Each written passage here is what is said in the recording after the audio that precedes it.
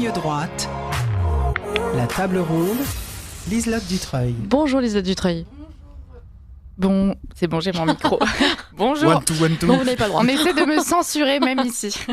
Bonjour Maud, bonjour à tous et puis bonjour aux auditeurs. Alors vous le savez, Ligne droite a fait sa rentrée, mais la rentrée c'est aussi pour nos chères petites têtes blondes et puis pour le gouvernement qui va devoir faire face à de nombreux défis cette année encore. Pour en parler, ce matin, je reçois Michel Valadier, le fondateur de la Fondation pour l'école. Bonjour Michel Valadier, merci d'être parmi nous. Bonjour Liselotte et bonjour à tous les auditeurs. Je précise tout de suite une petite modification. Je ne suis pas le fondateur de la Fondation pour l'école, je n'en suis que le directeur. Voilà. Écoutez, c'est déjà pas mal. Oui, c'est sûr. Voilà, mais c'est pour ne pas, c'est pour que ce qui appartient à César reste à César. C'est très honorable. Merci beaucoup. Alors, est-ce que vous voulez nous parler de cette rentrée qui n'est pas très glorieuse puisque pour commencer, elle est synonyme de beaucoup de fermetures de classes. C'est assez paradoxal.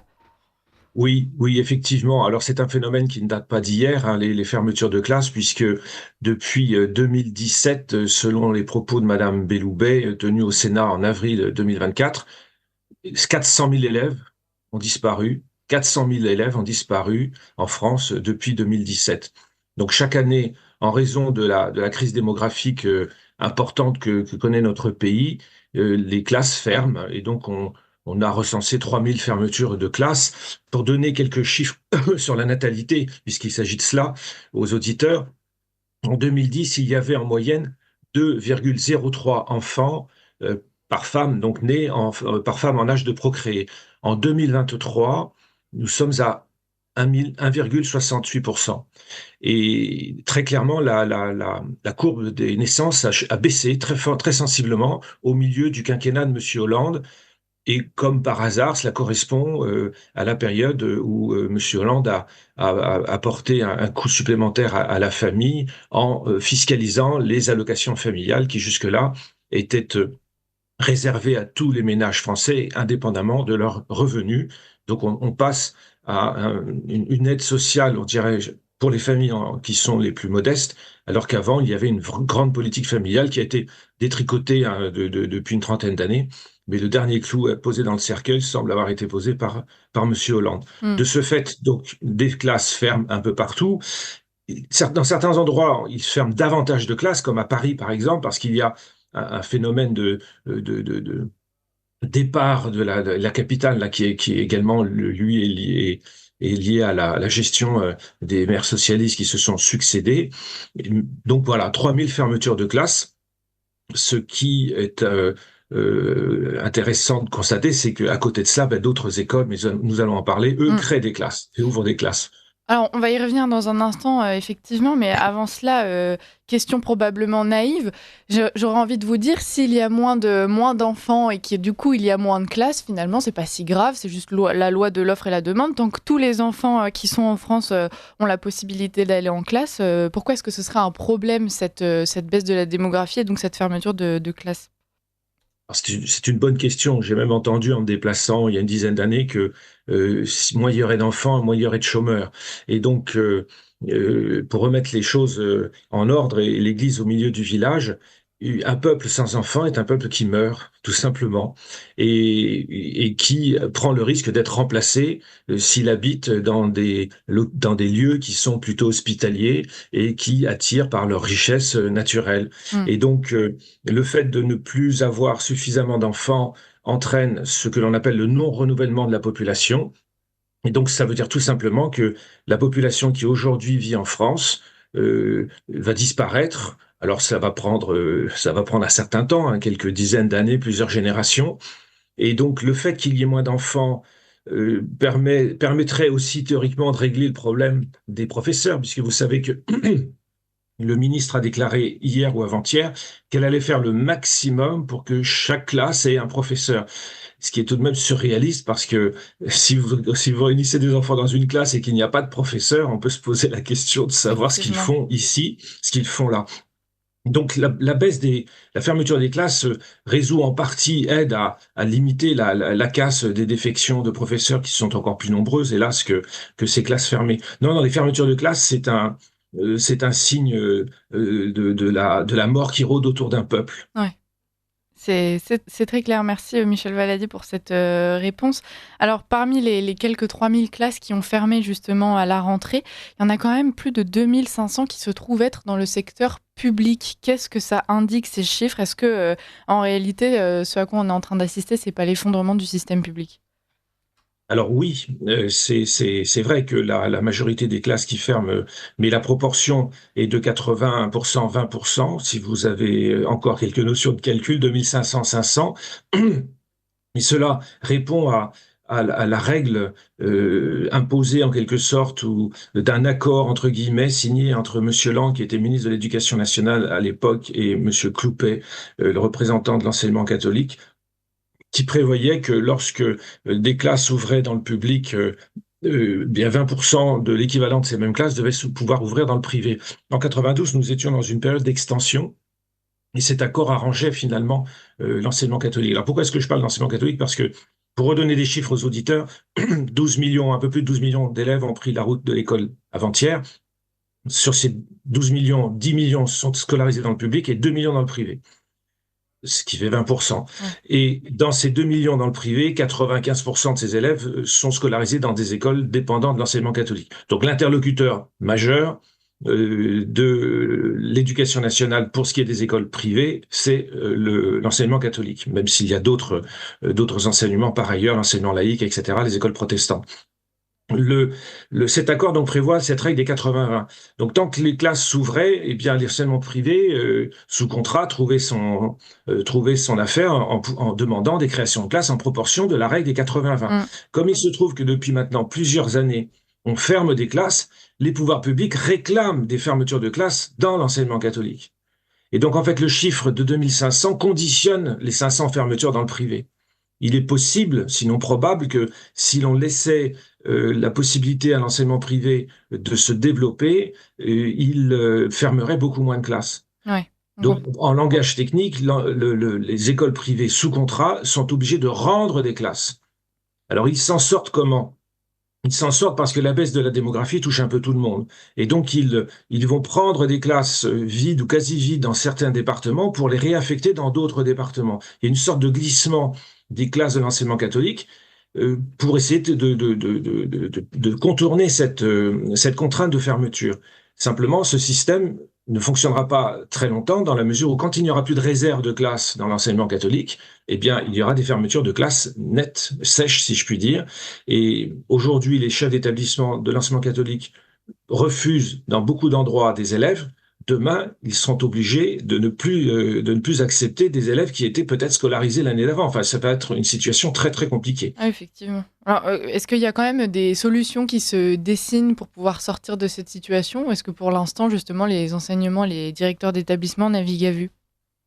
Alors, la seule chose qui reste, la seule cartouche, si je puis dire, qu'un petit chef d'établissement d'une école privée peut tirer, c'est de créer des classes hors contrat. D'accord. Et certains le font. On y vient justement. Parce que la création les écoles hors contrat sont les seules à pouvoir aller à contre-courant. Et là où on ferme des classes dans les autres secteurs, le secteur du hors contrat, lui, est en pleine expansion. Exactement. Donc les écoles libres, que nous appelons écoles libres à la Fondation pour l'école, qui sont appelées hors contrat sur le plan technique parce qu'elles ne signent pas de contrat avec l'État, eh bien, ces écoles-là, eux, créent 300 classes en France réparties sur l'ensemble du territoire. C'est-à-dire qu'en fait, 10% des fermetures de classes sont compensées par des ouvertures de classes hors contrat. Et je ne parle pas ici, il s'agit de création d'écoles ou d'extension d'écoles qui sont déjà hors contrat. Donc je ne parle pas de la quelques dizaines ou vingtaines de classes hors contrat créées à l'intérieur des établissements sous contrat. Là, il s'agit d'écoles qui se créent ex nihilo, à partir de rien, ou ouvrent un nouveau cycle. Je pense à une école primaire, par exemple, qui, après 5 ans d'existence, décide d'ouvrir un collège. Donc elle ouvre une 6e. Donc ce qui fait pour nous une création d'école, puisque cette 6e seule va faire un vrai collège en 4 ans, la 5e suivant l'année suivante. Donc ce phénomène la comparaison des deux chiffres est assez frappante. 3000 d'un côté fermeture et 300 ouverture de l'autre.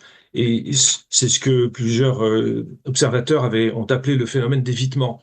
Hein, les parents qui peuvent quitter le public vont mettre leurs enfants dans le privé, et puis les parents qui peuvent mettre leurs enfants dans les écoles libres ou créent des écoles libres, soit qu'ils viennent du privé, soit qu'ils viennent du public. Mm. Je peux vous donner un chiffre pour les auditeurs pour vous rendre compte de l'ampleur du phénomène. Nous avons fait une étude il y a 30 ans. Il y a 30 ans, il y avait une quarantaine d'écoles hors contrat, en 1994 pour prendre des dates précises, ce qui scolarisait un peu moins de 3000 élèves. Il y a 10 ans, il y avait 1000 écoles. Donc on avait déjà, il y a eu un coup de rein considérable. On est passé de 40 à 1000 écoles il y a 10 ans, qui scolarisaient en gros 50 000 élèves. Aujourd'hui, nous avons recensé très exactement 2574 écoles qui scolarisent 130 000 élèves. Mm. Donc en 30 ans, nous avons les écoles hors contrat ont multiplié par 65 la réalité du territoire. Donc il est bien évident que s'il s'agissait de quelques petites écoles de Mormons qui se réunissent dans des endroits improbables, bon, elles se développeraient peut-être, mais là il se passe autre chose. Mais Il se passe autre vous chose. l'avez dit, c'est un vrai phénomène d'évitement. C'est pas. Exactement. Et ce qui est assez paradoxal, c'est que depuis 10 ans, l'administration a pris conscience de cette réalité. Ouais. Et ils ont fait ce qu'ils savent faire très très bien, c'est-à-dire qu'ils se sont mis à réglementer. Ils ont tout de suite dit, dans les années 2000-2010, les premières lois étaient des lois contre les sectes, en disant, mais forcément, ce sont des gens un peu sectaires qui font ça, puisqu'ils veulent se mettre à part. Et donc on va faire des lois contre les sectes. Donc on a commencé à créer, à mettre en place des inspections. Ces écoles ont été inspectées. Je ne dis pas qu'ici ou là, il n'y a pas une école de farfelus, mais sur 2574, c'est comme dans certaines élections, quand on fait 1%, on dit qu'on est des marginaux, des extrémistes, mais quand on fait 30% aux élections, on ne sait plus quoi dire. Vous voyez, donc le phénomène donc a continué de se développer. Ensuite, d'autres ministres ont mis en place des inspections beaucoup plus dures. Ensuite, le socle commun des connaissances et des compétences est appliqué avec beaucoup de fermeté dans ces écoles. Ensuite, lorsque j'ai fondé une école personnellement il y a 33 ans maintenant, à l'époque, il suffisait d'écrire 3 courriers. Vous écriviez un courrier à monsieur le maire, un courrier à monsieur le recteur et un courrier à monsieur le procureur de la République, ou madame. Et aujourd'hui, il faut déposer tout un dossier qui est examiné. Il faut 3 mois de préavis et il faut des pièces, des justificatifs. Nous sommes passés du système de déclaration au système d'autorisation. Et contrairement à ce que l'on pouvait penser, ce que pouvait penser l'administration, les écoles se sont développées. Que s'est-il passé? C'est qu'en fait, les contraintes mises en place ont obligé les écoles à se professionnaliser beaucoup plus vite, ont contraint les créateurs d'écoles à être irréprochables, à travailler leurs dossiers, à finaliser finalement leur vision, etc., etc. Donc en fait, ils ont renforcé le phénomène. Ouais. Ils pensaient le tuer et ils n'ont fait que le renforcer. Ah. Et donc aujourd'hui, il faudrait que les pouvoirs publics changent leur regard et qu'il se passe quelque chose. Et plusieurs députés, sénateurs nous ont dit cette année, nous avons rencontré, continuez, vous êtes sur la bonne voie, c'est vous qui avez raison. J'ai même entendu un ancien ministre de l'Éducation nationale de droite dire, aujourd'hui, le salut viendra des écoles libres hors contrat. Écoutez, c'est assez révélateur. Alors effectivement, on s'étonne puisque l'État finalement a conscience d'un problème, il a conscience de ce phénomène d'évitement et de toutes les raisons qui poussent des familles à se tourner vers leur contrat alors que financièrement parfois c'est compliqué pour ces familles, mais elles sont prêtes à faire le sacrifice, donc le manque à gagner doit être très intéressant. Le fait est que l'État, plutôt que de se dire, bon, il y a un problème, donc on va essayer de le régler pour essayer de réattirer ces familles, préfère s'attaquer à la solution qu'elles ont trouvée. Donc c'est assez vicieux comme façon de fonctionner. En fait, si vous voulez, ces écoles sont considérées, ce qui n'est pas complètement faux, comme une anomalie. Lorsqu'un inspecteur vient visiter une école libre hors contrat, il regarde cette école comme étant un signe de contradiction et Ouais, comme de étant dissidence. exactement, et comme étant finalement le symbole d'un échec, c'est-à-dire de leur échec. Il faut voir avec quelle, comment dirais-je, attention et réprobation ces inspecteurs s'intéressent aux professeurs qui ont été formés dans le système, qui ont eu un CAPES, qui sont agrégés ou qui sont normaliens et qui enseignent dans ces écoles. Parce qu'il y en a beaucoup qui font cela. Et cela les insupporte. Ils ne supportent pas que des professeurs formés par la maison mère aillent travailler chez ces gens-là. Vous prenez une mère de famille qui devient institutrice, encore faudrait-il qu'elle ait les diplômes aujourd'hui, et bien ça, il le tolère. Mais il ne tolère pas qu'un professeur normalien agrégé donne un cours de français, de maths, ce que vous voulez, dans un collège ou un lycée secondaire. Ceci est quelque chose qui dépasse l'entendement pour eux. Au Ouais. lieu de se poser la question, pourquoi ces gens-là font cela? Il en est de même pour les résultats. Lorsque les inspecteurs vont dans un établissement secondaire, ils ne posent jamais la question des résultats au baccalauréat, au brevet, Ouais. parce que ça ne les intéresse pas. Pourtant, Et c'est parce le qu'ils prétexte savent, qu'ils prennent. Ils disent, voilà, on va oui, vérifier que ces élèves sont bien formés et que les pauvres, ils ne vont pas subir un manque d'enseignement. exactement. Mais ça ne les intéresse pas. Pourquoi? Je me souviens très bien d'un inspecteur qui me disait, j'ai été inspecté 2 fois personnellement, je suppose que vos résultats au bac sont bons et que vos élèves se placent bien dans l'enseignement supérieur. Ce n'était pas une question, c'était une supposition Oui, qui donc était ils le bonne savent. d'ailleurs. Et,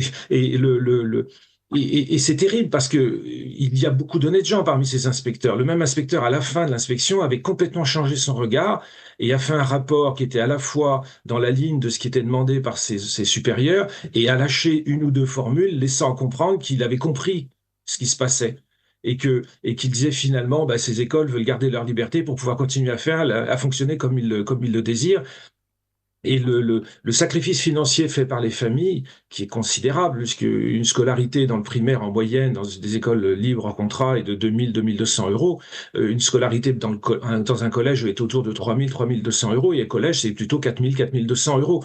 Ouais. Donc, je ne parle pas des boîtes à bac ou des primaires richissimes, comment dirais-je, à 10 000 euros l'année, mais ça, ce sont des écoles marginales qui sont souvent mises en avant par les détracteurs de nos écoles libres.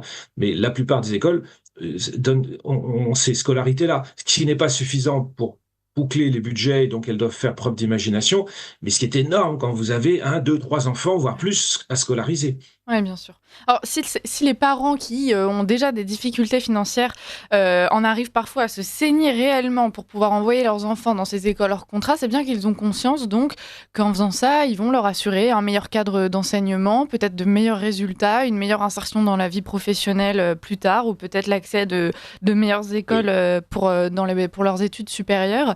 Et cela, ils peuvent le savoir avec des chiffres officiels, on n'en a pas encore parlé, mais le classement PISA qui évalue chaque année justement notre éducation en France et qui n'est pas très glorieux, Michel Valadier.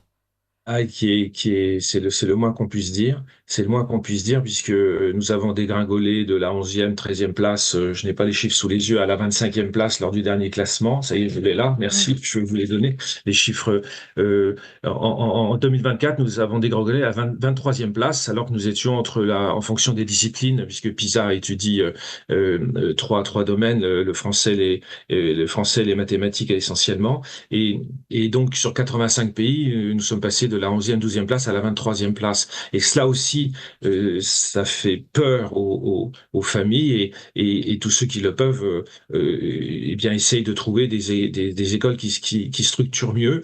Je voudrais préciser qu'il ne s'agit pas toujours de la responsabilité des professeurs. Les professeurs font Mm. ce qu'ils peuvent, mais quand vous avez des classes qui sont trop hétérogènes, eh bien, vous ne pouvez pas faire avancer les élèves. Le problème lié à PISA, c'est que 27% des élèves qui entrent en 6e aujourd'hui ne savent pas lire, écrire ou compter convenablement. C'est-à-dire plus Ouais. du quart, près d'un tiers, on s'approche du tiers des élèves qui arrivent en 6e ne comprennent pas le cours.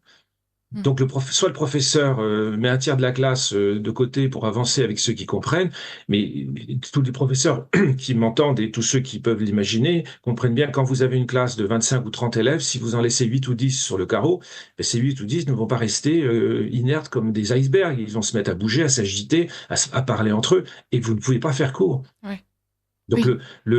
le problème est à traiter en amont. Monsieur Attal l'avait compris et dénoncé lorsqu'il a présenté son choc des savoirs, mais c'était il y a très longtemps, c'était dans Mm. une ère précédente, puisque depuis Madame Belloubet s'est chargée de détricoter une bonne partie de ce que Monsieur Attal voulait faire.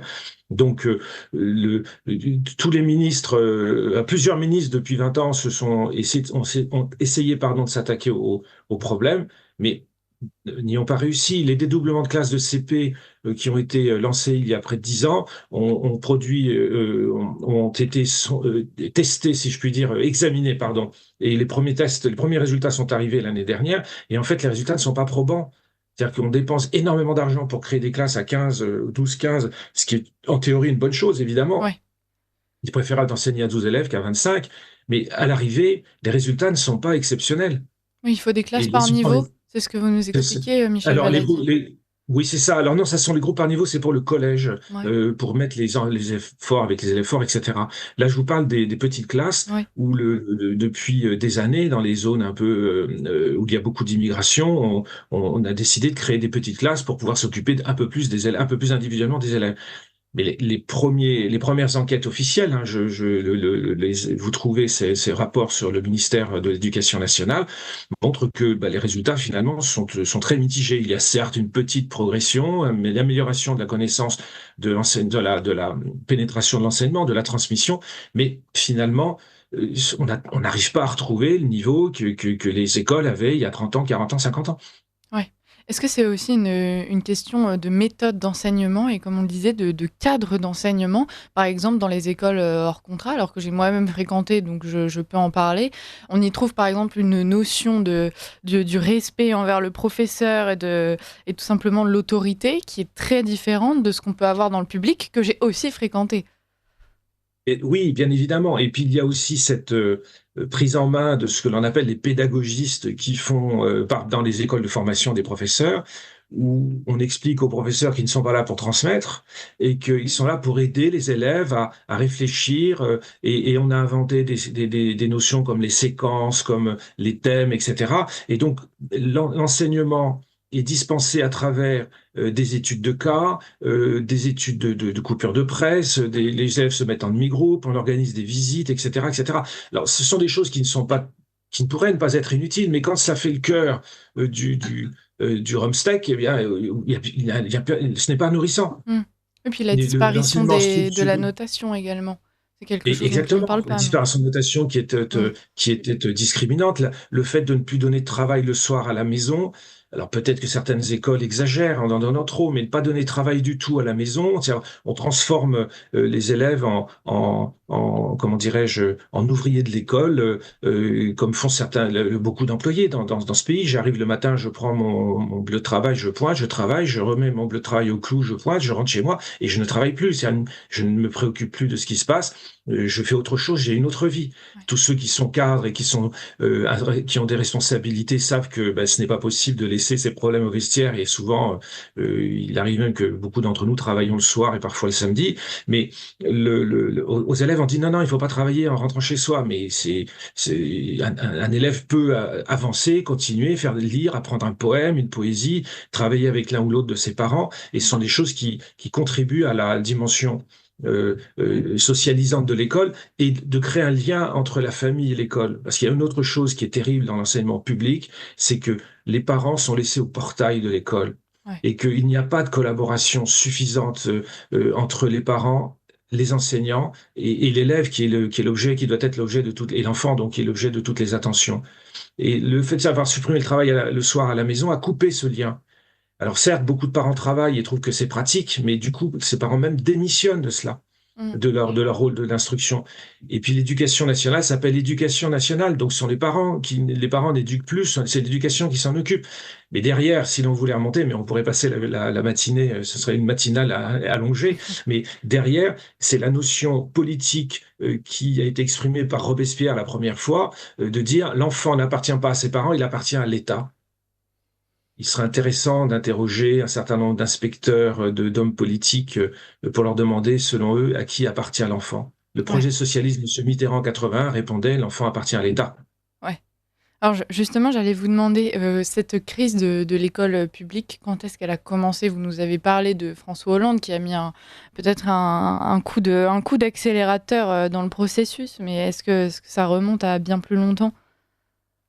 Alors, M. Hollande a aggravé la situation démographique, ce qui a eu des conséquences Mm. sur les fermetures de classes. Il a également, sous son quinquennat, Madame Vallaud-Belkacem Ouais. a aggravé également, notamment le contrôle des écoles hors contrat, etc.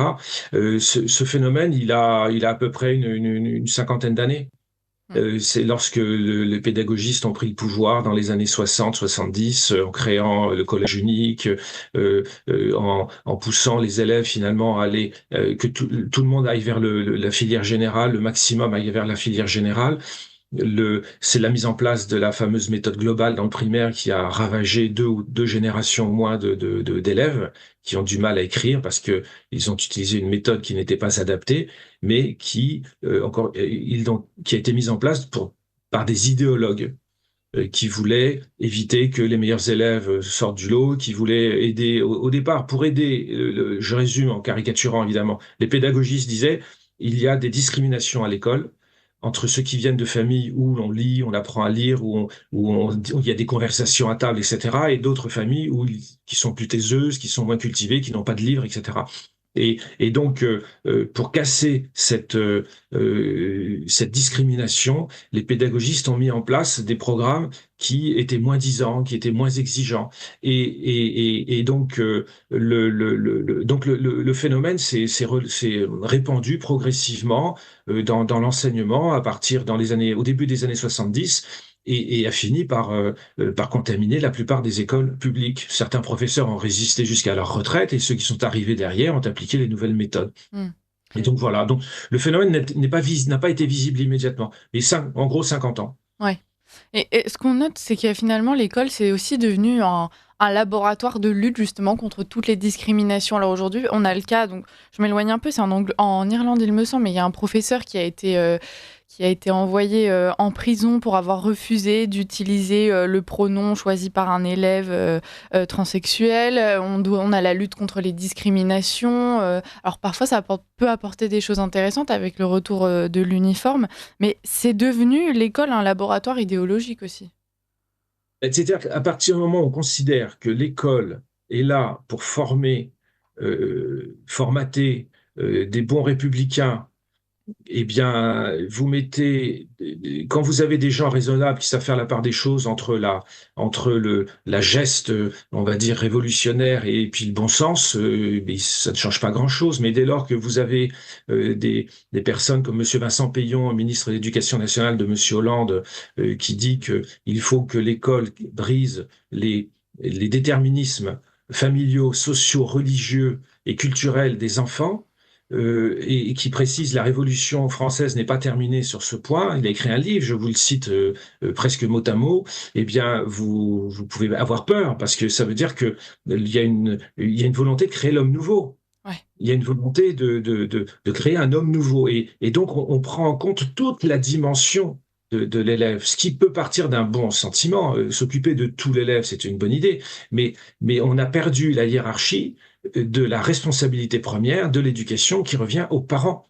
Et les parents qui sont mis au portail, on essaye de faire à l'école, de formater à l'école des enfants, en espérant que les parents n'abîment pas trop le travail fait à l'école. Alors tout ça évidemment est un peu brut, mais l'idée est celle-là. Quand vous lisez les textes des penseurs, c'est cela l'idée. Et donc forcément,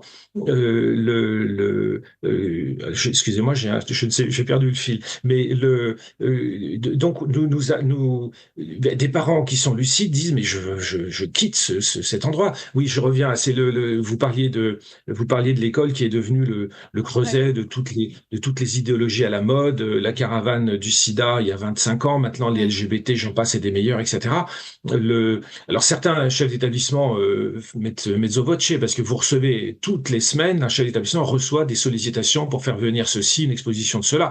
Donc le directeur garde une certaine marge de manœuvre dans une certaine limite pour faire le ménage, si j'ose dire. Mais de fait, pendant ce temps-là, on n'apprend pas à lire, à écrire, à compter. Quand Lisa Kamen, dans son livre La Grande Braderie, raconte que quand elle était dans une école, où une de ses collègues lui a raconté qu'ils ont fait une demi-journée pour l'écologie, et dans une école parisienne, ils sont allés nettoyer, ramasser les mégots dans un square. Bon, ben, c'est sympathique pour le personnel municipal qui n'aura pas à le faire, mais à l'arrivée, les gamins ont appris quoi? Mais ils se sont bien amusés. Ils ont ramassé des détritus dans le square de l'école d'à côté. Et pendant ce temps-là, pas de dictée, pas de lecture, pas de calcul, pas d'histoire, pas de géographie. Et c'est ça le drame. Le nombre d'heures efficaces d'enseignement est réduit considérablement.